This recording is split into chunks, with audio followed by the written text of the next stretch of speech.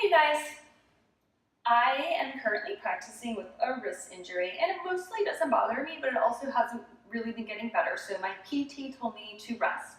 So I want to show you the modified, part of the modified practice I did today because it's really difficult to rest and practice Ashtanga when something's going on with your wrist just because we really do use them so much.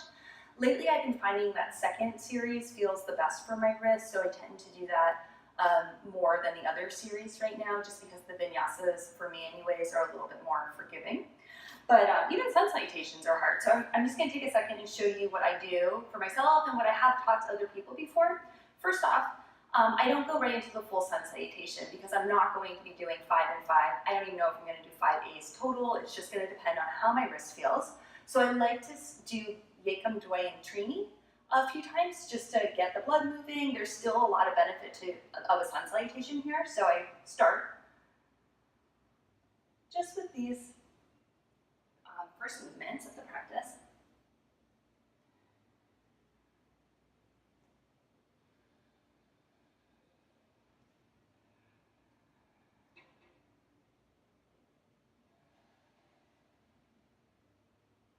There's obviously tremendous benefit to doing that. It gets your joints opening, it gets your blood circulating, it gets you forward bending, so you're getting some movement at the hip and the spine, abs engaged, all those things.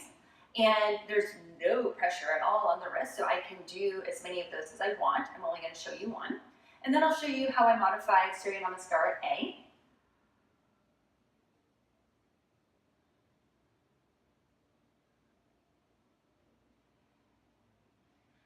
So my wrist is, it's sore, but it's not awful. So I can, I'm gonna go back to my knees here because this is so little weight on my wrist that it's not bothering me. And then I'm gonna put my forearms down and go back to a forearm plank. So I'm doing forearm plank instead of chaturanga. Now I'm doing a shorter practice today, or I practiced a shorter practice today. So I held these because I think they're hard and I love how it makes my core feel in a hateful way. So I'm going to just hang out here for a few breaths, and then I'm going to drop down and do a Sphinx Pose. And again, because I modified and I'm doing a short practice, I'm going to spend a little bit more time here. There's a tremendous benefit for the spine here, and because this doesn't hurt my wrist at all, I'm going to also come into a little cobra because I'm not really using my hands. I mean, a tiny bit, but mainly I'm trying to use my back. So from here, I'm going to press back to a child's pose. Again, this is no weight on my wrist here, but I get a really nice opening through my armpits and my back.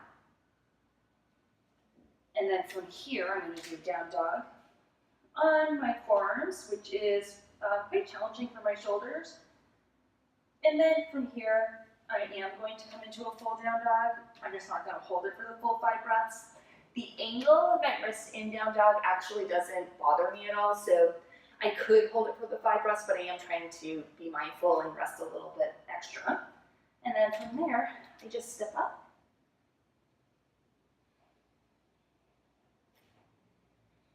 And finish up the sun salutation.